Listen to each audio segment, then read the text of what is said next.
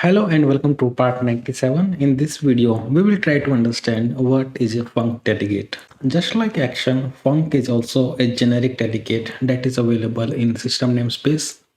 The difference between the action delegate and the func delegate is that in action delegate, we cannot have any output parameter, meaning we cannot use it with the method that is returning any value. But with func delegate, we can work with methods that are having return type also.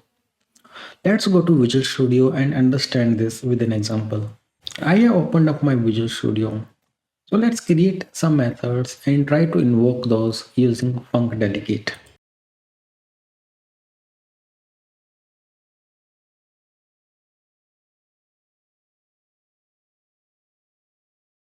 Okay, so I have added three methods. Let's understand what is happening in these methods.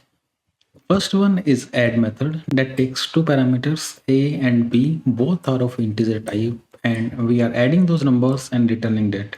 That's why I have specified the return type of this method is integer. Second one is append string. This method is taking two string and performing concatenation on those two string and returning that string back. Okay, so the return type is string here. And the third method is taking two parameters. One is name and second is an age parameter that is of integer type. And we are preparing a string hello name and your age is, and that string we are returning back. So the return type here is string.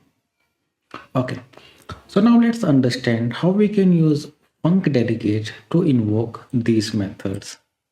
We have to use the func delegate.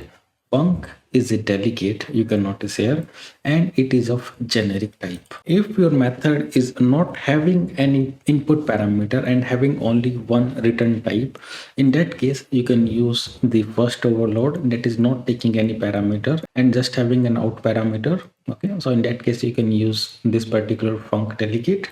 But in our case we have two input parameters, so let me find the overload that is matching with my add method. So if you see this here, right, it takes two input parameter and have one return type. Okay, so let's specify integer is my first parameter, integer is my second parameter, and I want to return integer back also. Okay, so this is the func delegate that I want to use. So let's name it delegate1 equal to new delegate, and I want to point to add method. Either I can use this syntax or I can just remove this and directly point to add method. That will also work just like action delegate. And to invoke this delegate, I just need to use del1 dot invoke and pass the parameters here. Let's pass 5 and 4 and store the result in one variable. Let's say int result equal to this. And finally, let's print the result using console.writeLine like this. Okay, let's run the program. You can see we are getting the output 9. So we have successfully invoked the add method using the func delegate. The point to note here is the first two arguments here will be considered as the type of the input parameter, and the last type that we have mentioned here, that will be considered as the return type of that method.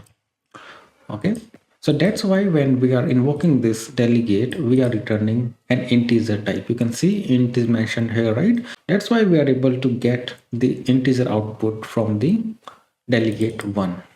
Okay, similarly, let's see how we can invoke our append string method, because it is having a different signature, right? Here we have string as our output parameter and it is taking two strings as input parameter. So what we can do, we can say func, let's call it delegate2 equal to append string. Okay, so now my delegate2 is pointing to append string method. Okay, so let's create a string result2 equal to delegate2 dot invoke, and finally just use console dot writeLine to print the result2 as well.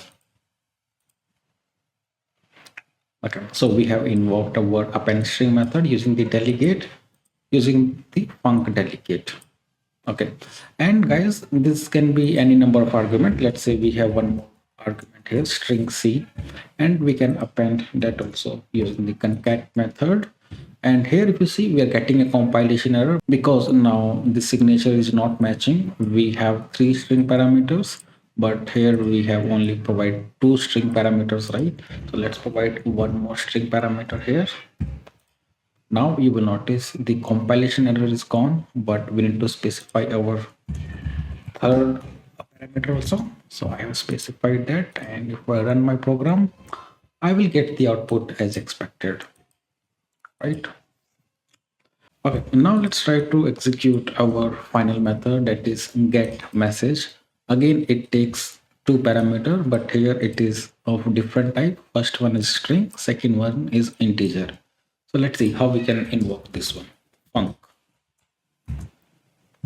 Again, 17 overloads are available for this delegate. We can select any of these 17.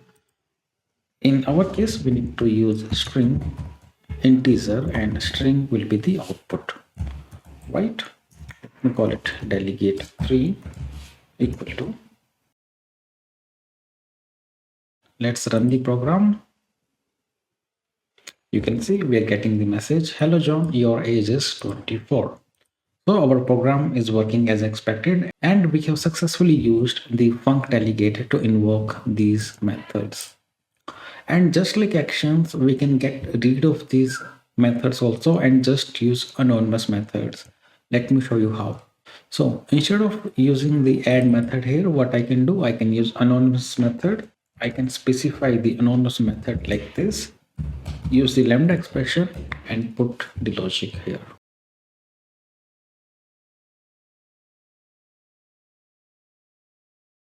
Okay, so we have used the anonymous method for delegate 2 and delegate 3 also. Now we can get rid of these methods also. Now we just have these delegates, and if I run my program, I will again get the same result. Now we can go one step further because our method is having one line, right? So we can just remove this curly braces and directly put the code here and get rid of the return keyword also. It will automatically return this piece of value. Okay, so let's do it for the other methods also. Okay, as you can see, we have removed all the methods and we have returned methods using this one-liner, right? So all of our code is shrinked to this line of codes only. If we run the program again, we'll get again the same output.